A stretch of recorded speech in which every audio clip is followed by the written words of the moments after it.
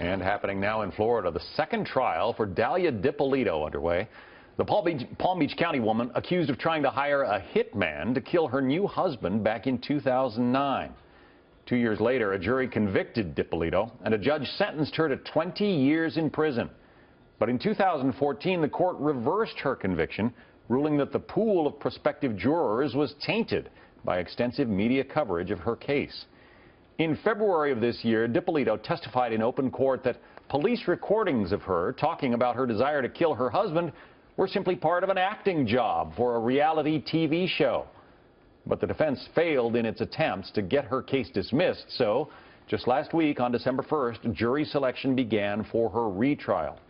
Yesterday, with the new jury seated, the prosecutor asked the jury to pay close attention to the police recordings that sound an awful lot like DiPolito is in on planning the murder for hire plot. Take a listen. Between now and when it's done, you know, you have to have an opportunity to change your mind. Even if you change your mind, I'm talking to him. There's no changing, no, there's no, like, I'm determined already. I'm positive, like, 5,000% sure, like. Okay. Joining us now, Mercedes Colwin, criminal defense attorney and Fox News legal analyst, and Monique Presley, a trial attorney. There are so many interesting avenues to explore in this case. One of the things Mercedes, that the defense has objected to is the fact that the evidence being played in court has those on-screen words, that they have transcribed the recordings. And her defense team is saying, hey, those words on the screen are not evidence. The recordings are evidence, but not the words on the screen. Can they make that argument stick? They can make the argument, but it's not going to stick because, frankly, the judge can't allow for visual aids, and that's what the prosecution's saying. These are visual aids. I mean, there's a muffling to, you can hear it when you saw the video.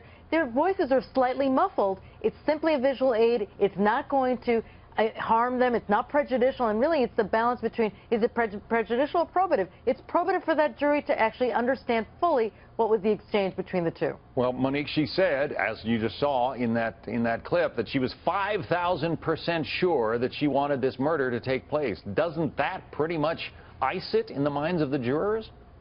No, because that could have been something that was said early on during her exchanges with the police's confidential informant. She could have changed her mind. It looks like there is difficulty with the police actually being consistent in taping all of the conversations between the defendant and the informant. And I also disagree where this hearsay on the video is concerned. Just because they put it on there and it may or may not reflect what the two parties were saying on the recording doesn't mean that it should come in or that the jury should see it. They should hear and see the video for themselves, and whatever they observe is what controls. She got a new trial, Mercedes, because of pretrial publicity. This case was extensively covered. It was on the TV show Cops. We'll get to that in a moment. But she got a new trial because of all the pretrial publicity, and yet this time around, when the trial is being held in the very same county, the judge refused to grant a change of venue because of, you know, public exposure to the case. Does that surprise you?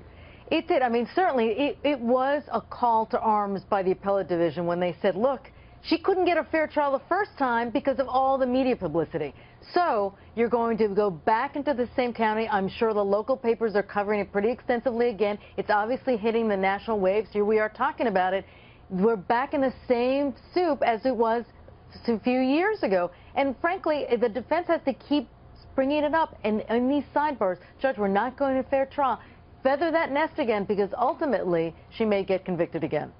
She is accused of conspiring with a former lover to have her husband killed. He turned into a police informant, and that's how police in Boynton Beach got onto this case. They were also working in tandem with the Fox TV show Cops, and they actually set up a quote-unquote murder scene, a fake murder scene. And when she arrived home, they told her that her husband had been murdered. Now, here's how it played out on the show Cops. You want to help your husband, okay? If you want to help your husband, you need to go to the station with these gentlemen and tell us everything you know about who he knows, who he's connected to. Don't worry, we've already taken care of your husband under control right now. Dalia DiPolito sobbing about the death of her husband, a death that she is accused of planning. Monique, that will not be seen by the jurors. It's a streamed down case this time around. Does that mean advantage defense here?